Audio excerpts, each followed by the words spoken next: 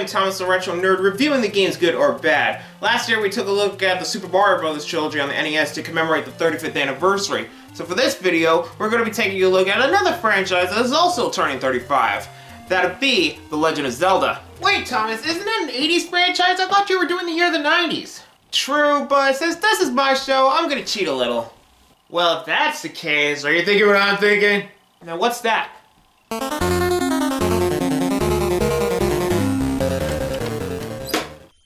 It's the Legend of Zelda, and it's really rad. Those creatures from Ganon are pretty bad.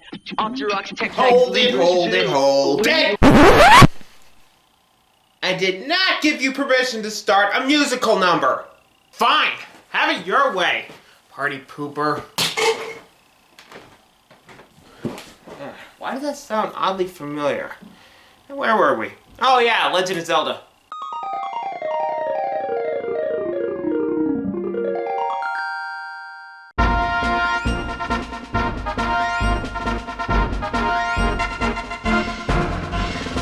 Mr. Miyamoto and Mr. Tezuka, welcome back. The Legend of Zelda was developed concurrently alongside Super Mario Bros. For the Nintendo Famicom. Zelda, in its early stage of development, was a game where players could create and design their own labyrinths. While due to the players having a funner time exploring them, development quickly shifted to creating a game in which players explored a big world freely. This is the complete opposite of Super Mario Bros., which had a linear structure. While Super Mario Bros. Reinvented the side-scrolling aspect, Zelda did the same thing for fantasy adventures and RPGs. While developing The Legend of Zelda, Mr. Miyamoto took inspiration from experiences he had exploring caves as a kid. Eventually, The Legend of Zelda was completed and was released on February 21st, 1986 for the Famicom Disk System under the name Hyrule Fantasy. We wouldn't get the game in America until July 14, 1987 for one main technical reason. This was the first NES game to use a battery backup, that way you could save your progress and come back to it another day. I guess Nintendo wanted to try it on a cartridge instead of a game disc. Well, mission accomplished.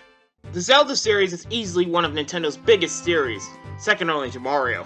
Just to let you know, I would consider myself a casual fan of the series instead of a hardcore fan. Sure, I played some games like Ocarina of Time, Majora's Mask, The Wind Waker, and Twilight Princess, but never finished them. Heck, I even played A Link to the Past for a bit and had sort of a hard time with it. Again, never finished it. In fact, the only game I finished in the series was the original, and since I'm in the mood to go back and play through it again, I decided to give this game the proper review it deserves. By booting up the game, we're greeted to one of the coolest title screens in NES history. If you wait long enough, you will get a horribly translated plot for this game, so to save time, how about we use the manual? It even said so in the game. In the land of Hyrule, there was a peaceful kingdom that possessed magical triangles with magical powers. These triangles are known as the Triforce and are made up by the Triforce of Wisdom and the Triforce of Power. One day, the evil wizard Ganon and his minions took and stole the Triforce of Power. Fearing Ganon gaining more power, Princess Zelda split the Triforce of Wisdom into 8 pieces and scattered them throughout Hyrule. Upon doing so, Zelda also instructed her nursemaid Impa to escape and find someone with enough courage to fight off Ganon. Impa's travels leads her to be attacked by monsters where she is swiftly saved by a boy wearing a green tunic. The boy named Link is shortly after told about the situation at hand and decides to embark on his quest to stop Ganon to save the land of Hyrule. By today's standards, The Legend of Zelda may look primitive, but back then this game was ahead of its time. Zelda 1 has an overhead perspective, something that wasn't foreign to games, but at the same time it also wasn't pioneered until the first Zelda.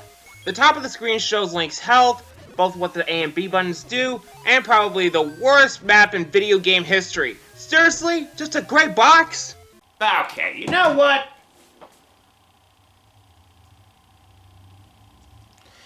Alright, I highly recommend you go to Google Images and find your own map to Hyrule. I'm sorry for jumping the gun here, but to this day, no gamer can ever play through this game without a proper map, and I'll explain why later. By entering the first cave, Link will be greeted by this old man that gives you the wooden sword to start with. Link always has a sword equipped with the A button, which is a basic attack you have. But you can also equip a few items to the B button from the pause screen. Link may move and attack with a limited 4 directions, he still gets the job done. Not only that enemies can drop hearts and fairies to restore your health or bombs, enemies can also drop rupees, which acts like the game's currency. Fun fact, the design of the rupees were reused from another NES game, Clue Clue Land. I still find that game awkward to control. The sub-items in this game come in varieties, like the boomerang. I love using it to stun enemies. It also takes out smaller enemies with ease. I read it could also grab items, but I never knew that, so I can't show it off.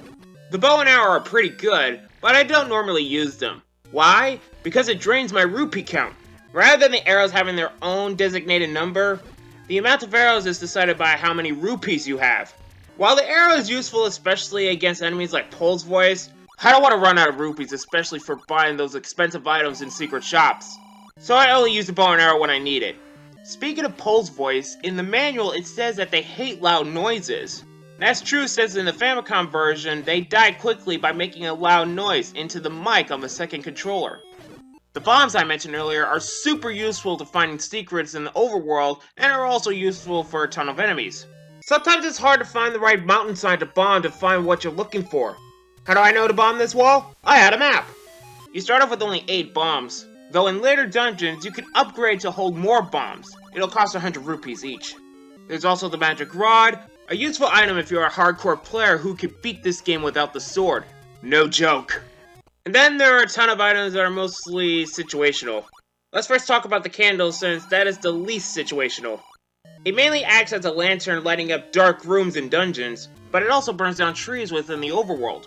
Again, and using the map, I can identify the right bush to burn. Until you get the upgrade of the candle later on in the game, you're only allowed to use the item once per screen. That's pathetic.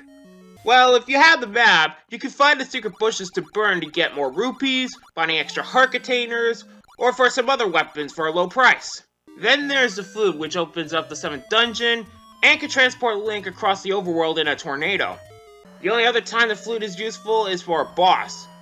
It's funny that the flute sound would be reused as the warp whistle in Super Mario Bros. 3. I hardly use this thing anyway. The raft allows Link to travel across large bodies of water, but is only used twice.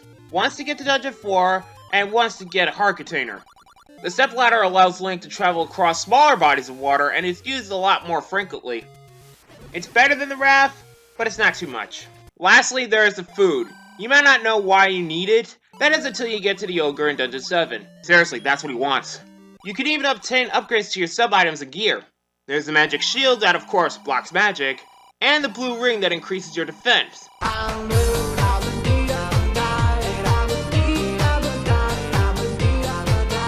But damn, this costs nearly all of my rupees!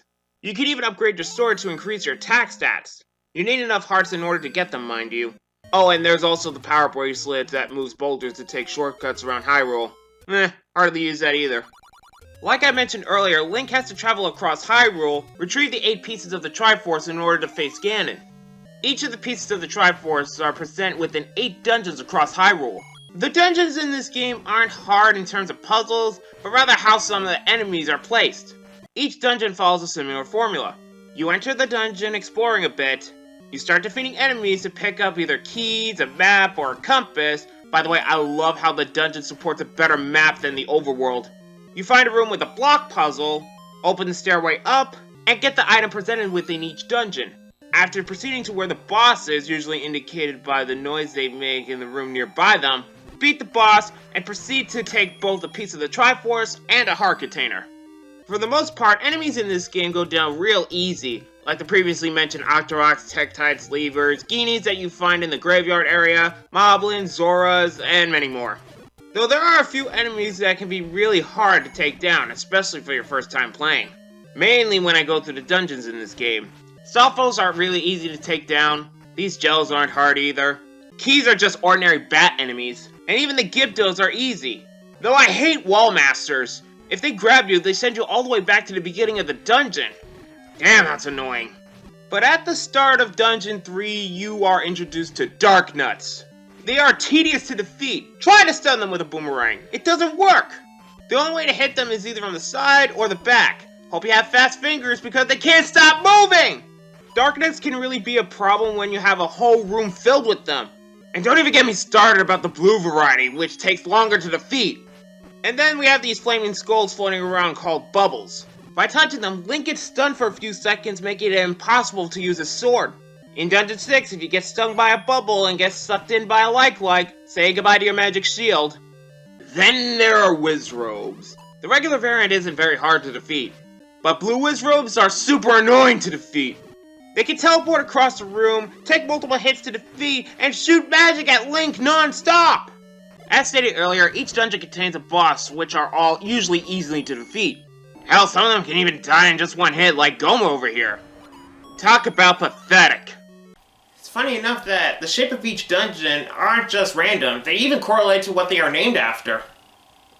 You have Dungeon 1, the Eagle, Dungeon 2, the Moon, Dungeon 4, the Snake, Dungeon 5, the Lizard, Dungeon 6, the Dragon, Dungeon 7, the Demon, Dungeon 8, the Lion, and heck, the last dungeon in this game is shaped like a skull!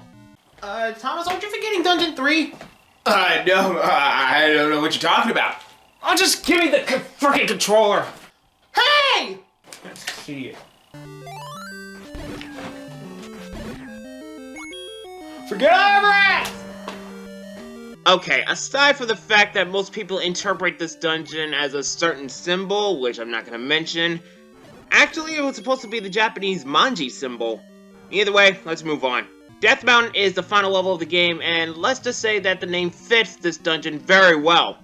Dead ends, hordes of some of the hardest enemies in this game, this place having one of the most confusing layouts in any Zelda dungeon. Yeah, fair to say that this is one of the hardest Zelda dungeons for fans of the series. Worse yet, if you don't have the magic key, which gives you unlimited keys, good luck trying to beat this place.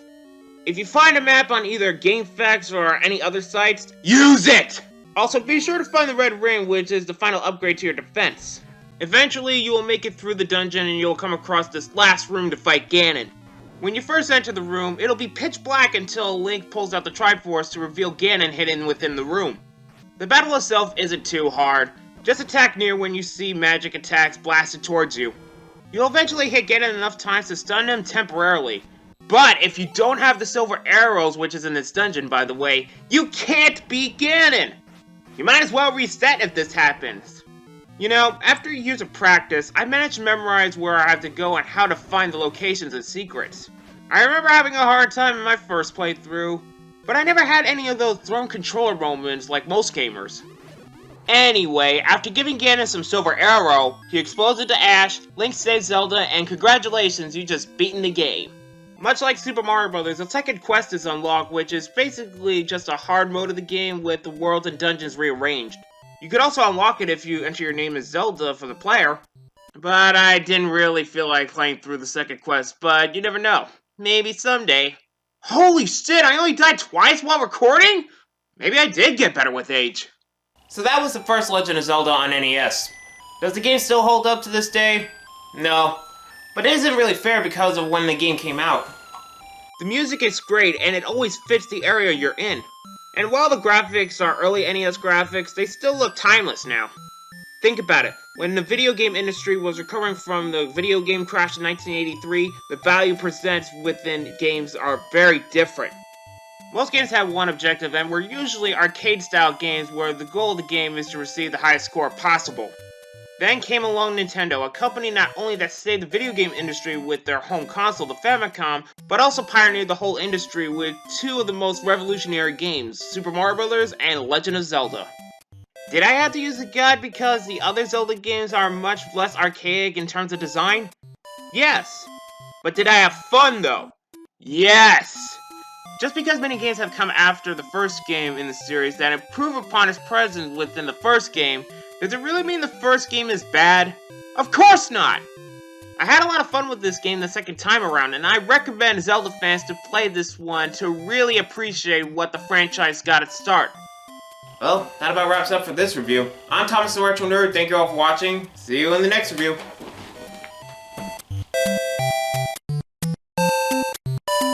Oh, and for those who were asking if I'm going to be tackling Zelda 2 this year, that's going to be a no for now because I'm going to need a lot of time and effort to try to beat that game. So, if those who are wondering, there's your answer. See you next time.